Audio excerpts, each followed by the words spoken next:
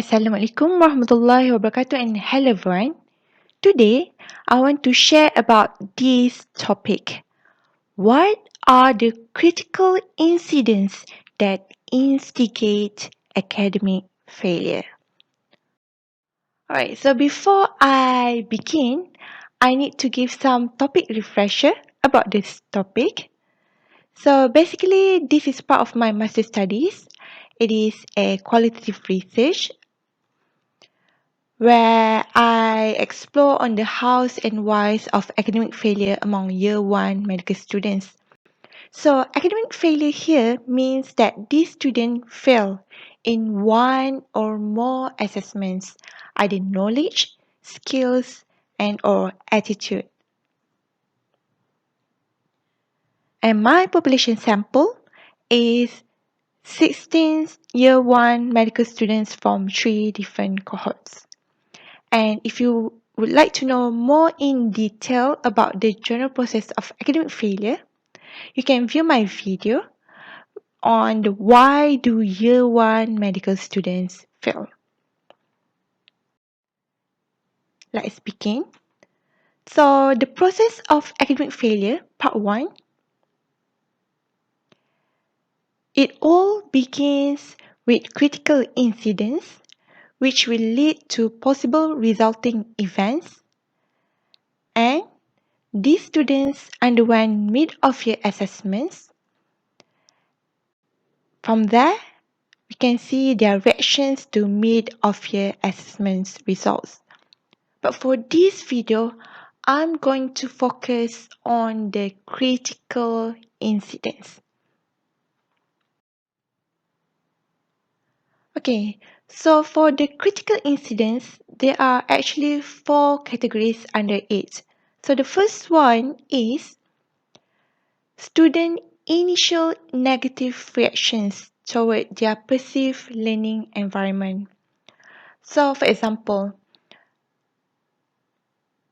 starting from the beginning of the academic year until their mid-of-year assessments, actually these students have 2 blocks. So the first block, block 1, is about history of medicine, and it more focused on strengthening students' English proficiency. Why? Because all of the medical contents are in English, so it is very important to strengthening students' English proficiency so that they can understand better when they study.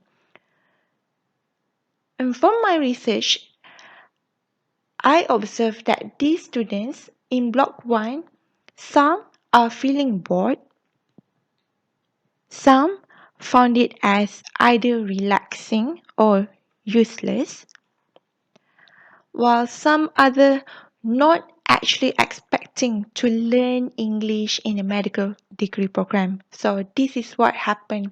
These are the initial negative reactions in block 1. Moving on to block 2, it is about learning foundation in medicine. Okay, it's all about the basics. And these are the students' initial negative reactions for block 2, where they found it, the timetable is hectic, there are many contents to learn, and they felt that the course is difficult as they reach in block 2. The second category is inhibiting behaviours or attitudes toward learning. Okay, from the study, from the research, we can see that these students were either overconfident and or lazy to study. So we postulate that this could be probably due to their previous excellent academic results before entering medical school. Apart from that, there are other inhibiting behaviors or attitudes such as procrastination, did not like to read books, or did not take the medical degree program seriously. Moving on to the third category under critical incidents, which is excessive engagement in extracurricular and leisure activities. So, example of extracurricular activities include sports, college activities, and so on. Okay, some students actually reveal that extracurricular activities is good because it helped them to build on relevant soft skills.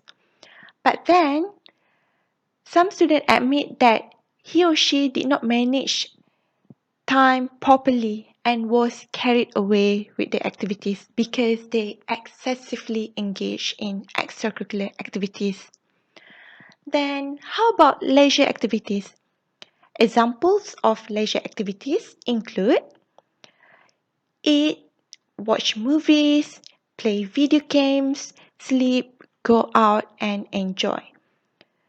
So, there are some students who excessively engage in leisure activities, as mentioned, and some of them also shared that this is also part of coping with the stress in the medical school.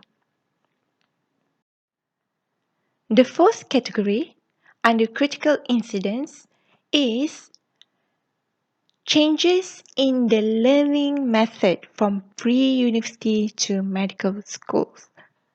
From our data and analysis, we found that despite having succeeded their pre-university education, these students abruptly changed their learning method with no rationale stated.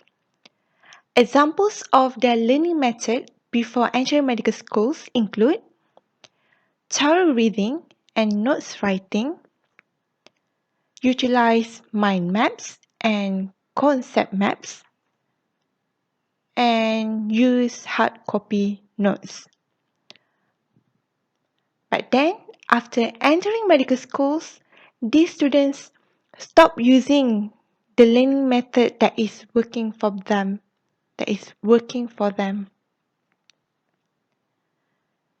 Now, after you have listened to the topic today, what's your thoughts? If you have any questions, you can share in the comments below. Otherwise, I see you in my next video to talk more about the possible resulting events from critical incidents.